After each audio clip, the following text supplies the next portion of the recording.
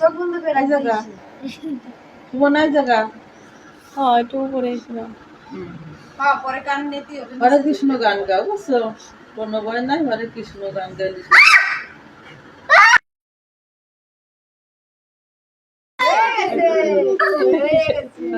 এইটা একটা হয়ে গেছে, এখন আরেকটা হইলে হয়ে যাবে। কিরা দিত তোমার কান হলো কি সুন্দর নরম। কি আপনাদের কি কিছু মনে পড়ছে? আমার তো কিছুই মনে পড়ছে না সেই দিনের কথা যেদিন আমার কান ফুটা করেছিল। তো মা গল্প বলে যে আমার যেদিন কান ফুটা করেছিল সেদিন হচ্ছে আমি অনেক কান্নাকাটি করেছিলাম।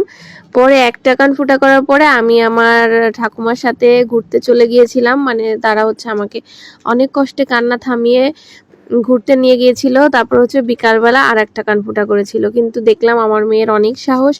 এবার মামা বাড়িতে যাওয়ার পর থেকেই মানে আমি বলেছিলাম হচ্ছে আমার মা এই কাজগুলো খুব ভালো পারে, তো সেই জন্য হচ্ছে এইবার মামা বাড়ি যাওয়ার পর থেকে ওরা হচ্ছে ওর দিদিভাইকে অনেক করে বলছিল যে আমরা কান ফুটা করবো, দুই বোনই বলছিল। পরে হচ্ছে মা অনেকবার বারণ করেছিল যে এইবার না, 1 বছর পরে, কিন্তু ওরা কিছুতেই সেটা শুনবে না। পরে লাস্ট ওরা হচ্ছে মানে আমার মাকে এক প্রকার বাধ্য করে কাজটা করে ফেললো। তো দেখলাম আমার মেয়ের ভালোই ধৈর্য, তেমন একটা কান্নাকাটি করেনি। আর বড়জনের কান্না দেখে হচ্ছে ছোটজন আর সাহস পায়নি। তো এই যে হচ্ছে ফাইনাল লুক, আমার হচ্ছে মেয়ের কান তেমন কোনোই প্রবলেম হয় নাই। 3 দিন বা 4 দিন পরে আমি হচ্ছে নতুন কানের দুলোকে পরিয়ে দিয়েছি। তো কেমন লাগছে অবশ্যই কমেন্টে জানাবেন। বাই বাই সবাইকে।